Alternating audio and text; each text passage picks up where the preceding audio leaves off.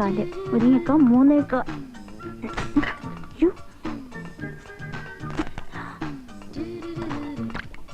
മുരിങ്ങക്ക 3:15. മുരിങ്ങക്ക 3:15. മുളക് പൊടി 3 ടീസ്പൂൺ. മുളക് പൊടി 3 ടീസ്പൂൺ. മുളക് പൊടി 3 ടീസ്പൂൺ. അരിഞ്ഞു വെച്ച ചീരയില വിതറിയിടുക. അരിഞ്ഞു വെച്ച ചീരയില വിതറിയിടുക. അയ്യോ, അരിഞ്ഞില്ലല്ലോ. അരിഞ്ഞില്ലേലും കുഴപ്പമില്ല, പിച്ചിട്ടാലും മതി. അഡ്ജസ്റ്റ് ചെയ്ത. എന്തൊക്കെയാണ് വിഭവങ്ങൾ? Boiled rice, sambar, papad and chicken fry. ഓഹോ, എങ്കിൽ ആദ്യം ചിക്കൻ ഫ്രൈ തന്നെ ടേസ്റ്റ് ചെയ്യാം.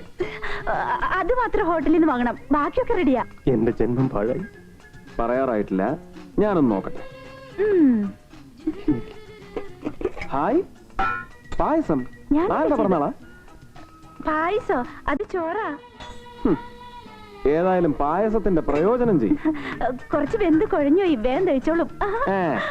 ഇതൊക്കെ ഇട്ടിട്ടെ അപ്പുറത്തേക്ക് വാ. നല്ല 1-ാം തരം കൊടംപുളി ഇട്ട് വെച്ച വരാലും കപ്പയുണ്ട്. രേവുവിന്റെ കൈ കൊണ്ടുണ്ടാക്കിയ സാമ്പാറിന്റെ മണം അങ്ങ് കല്ലായിയുടെ അടുക്കള വരെ എത്തിക്കാണും. അതെ, ഞാനും പറയണമെന്ന് കരുതിയതാ. പോയല്ലേ? അയ്യോ, പെണ്ണിന്റെ ഉത്സാഹം കണ്ടില്ലേ? വാ. അയ്യോ, ഗ്യാസ്.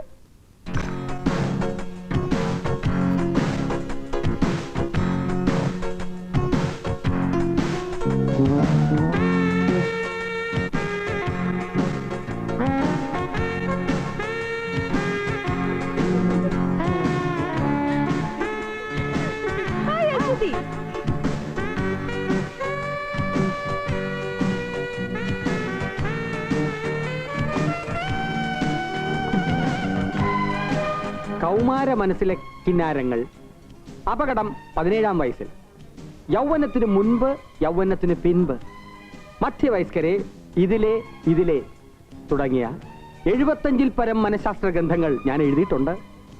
അതിൽ നിന്നും നവദമ്പതികൾക്ക് മാർഗദീപമാകുന്ന ചില പുസ്തകങ്ങൾ ഞാൻ എൻ്റെ വിവാഹ സമ്മാനമായി കൊടുക്കാൻ ഉദ്ദേശിക്കുകയാണ്. തരൂ. തനിക്കല്ലടോ കൈമാറ്റാൻ. എനിക്ക് വേണ്ട കർത്താവ്. Excuse me.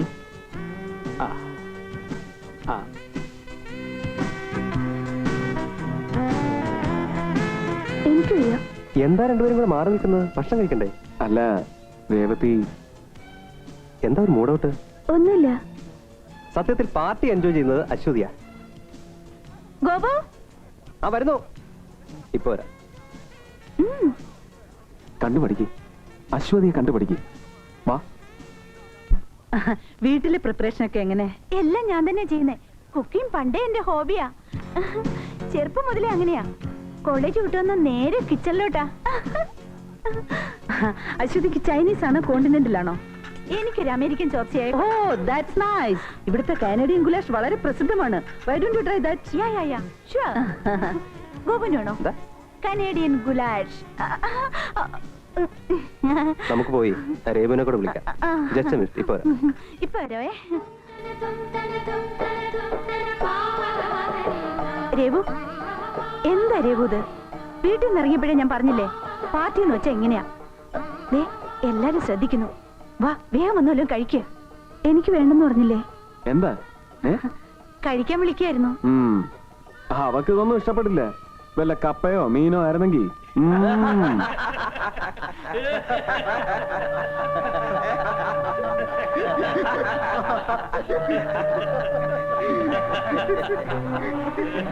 രേവതി കുഴപ്പമായെന്നാ തോന്നുന്നു. ശരി ശരി. എന്താ പ്രശ്നം?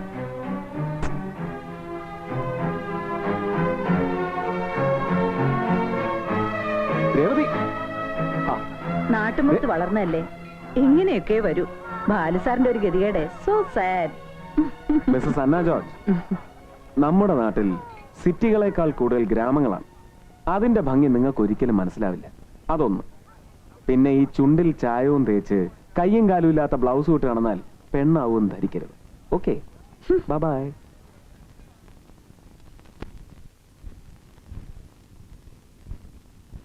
ബാലേട്ടാ, സങ്കല്പത്തിലെ ഭാര്യ കിട്ടാത്തതിൽ ദുഃഖമുണ്ടോ? പാർട്ടിയിൽ എല്ലാരും പറയുന്ന കേട്ടു, ബാലേട്ടന് യോജിച്ച പെണ്ണല്ല ഞാനെന്ന്. ഇല്ല മോളെ, എന്റെ സങ്കല്പത്തെക്കാൾ ഉപരിയാണ് എന്റെ ദേവു. ബാലേട്ടും കൂടി കളിയാക്കിയപ്പോ എനിക്ക് അങ്ങനെ തോന്നി. ഒന്ന് ചിരിക്കാൻ ഒരു തമാശ, അതേ ഉദ്ദേശിച്ചുള്ളൂ. പണ്ടേ ഞാൻ ഇങ്ങനെയാ. ആരോടെങ്കിലും 2 വാക്ക് സംസാരിക്കാൻ തന്നെ എനിക്ക് പേടിയാ. അശ്വതിയാണെങ്കിൽ നേരെ മറിച്ച എല്ലാരോടും കയറി സ്മാർട്ടായിട്ട് പെരുമാറും. ഇനി ഞാനും അങ്ങനെ ആവാൻ ശ്രമിക്കാൻ ബാലേട്ടാ. വേണ്ട മോളെ, എന്റെ ദേവുവിന് വേണ്ടാത്തൊന്നും എനിക്കും വേണ്ട. അച്ഛന്റെയും അമ്മയുടെയും സ്നേഹം കിട്ടാതെ ചെറുപ്പം മുതലേ ഇങ്ങനെയൊക്കെ ജീവിച്ചതിന്റെ ഒരു താളപ്പിഴ ചിലപ്പോ എന്റെ പെരുമാറ്റത്തിൽ ഉണ്ടായേക്കാം.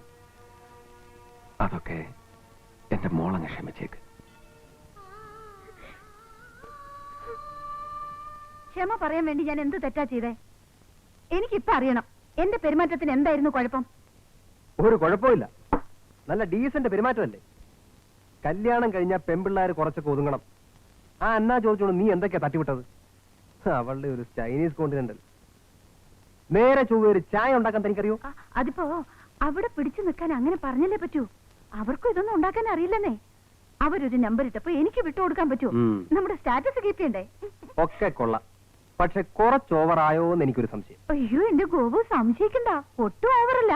ഓവറാണെന്ന് തോന്നുന്നുണ്ടെന്നറിയോ? സമ്മതിക്കില്ല. Good night. ലൈറ്റ് അണിക്കട്ടെ? ഞാൻ ഓഫ് ചെയ്തോളാം.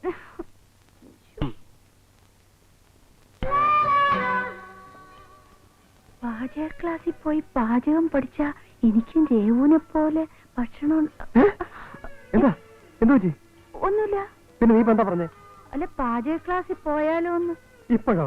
ആ, നാളെ എപ്പോഴെങ്കിലും. നാളത്തെ കാര്യം നാളെയല്ലേ, നീ ഒന്ന് ഉറങ്ങിക്കേ. മനുഷ്യന് സ്വയം സംസാരിക്കാനും മേലെ. ഭഗവാനെ രക്ഷിക്കണേ.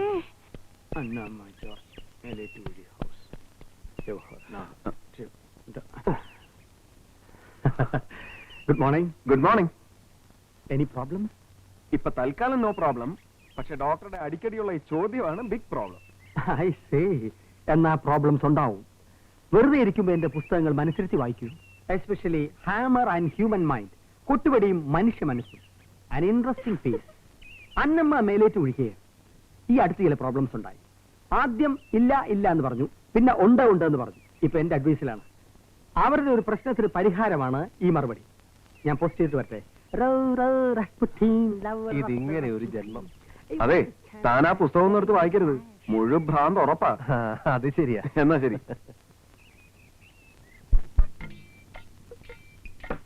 മോളെ, മോളെ. ആരാ? കൊള്ളാം കൊള്ളാം. രേവതി മോക്ക് നന്നായി ചേരും. ഒത്ത പൊക്കം, പൊക്കത്തിനൊത്ത തടി, തടിക്കൊത്ത നിറം. എനിക്കിഷ്ടപ്പെട്ടു. രേവതി മോടെ മനസ്സുപോലെ തന്നെ കിട്ടി. ആരാ? മനസ്സിലായില്ല. പങ്കി വല്യമ്മ. ആ, നിങ്ങളായിരുന്നോ? എവിടെയായിരുന്നു അജ്ഞാതവാസം? എന്നാലും എന്റെ മക്കളെ, വീട്ടിൽ ചെന്നപ്പോഴാ അറിഞ്ഞത് ഇരട്ട കുഞ്ഞുങ്ങളുടെ കല്യാണം കഴിഞ്ഞെന്ന്. ഒരെഴുത്തെനിക്ക് അയച്ചില്ലല്ലോ. ഒരാഴ്ച മുമ്പേ ഞാൻ വന്ന് നിൽക്കത്തില്ലയോ?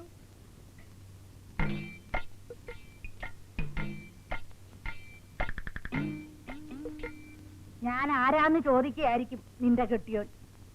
ദാ ഈ കയ്യിലോട്ട് ആ 2 എണ്ണത്തിനെയും പെറ്റിട്ടത്. ഒന്നിന് കരപ്പൻ, മറ്റേതിന് 5-ാം പനി. ഒന്ന് വാലിന് കരയുമ്പം മറ്റേത് കളിപ്പാട്ടത്തിന് കരയും. 2 എണ്ണത്തിനെ ഒരു പരുവമാക്കി എടുക്കാൻ പെട്ട പാട്. അതിന്റെ വിഷമം വല്ലതും ലക്ഷ്മിക്കുട്ടി അറിഞ്ഞിട്ടുണ്ടോ? കേട്ടോ മോനെ, പണ്ടേ രേവതി പാവമാ. നല്ലോണം അവളെ നോക്കണേ.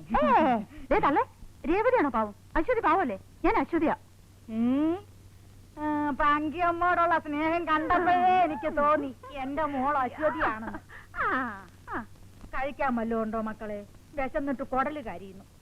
ഞാൻ വല്ലതും എടുത്ത് കഴിക്കട്ടെ. എന്താ ഇത്?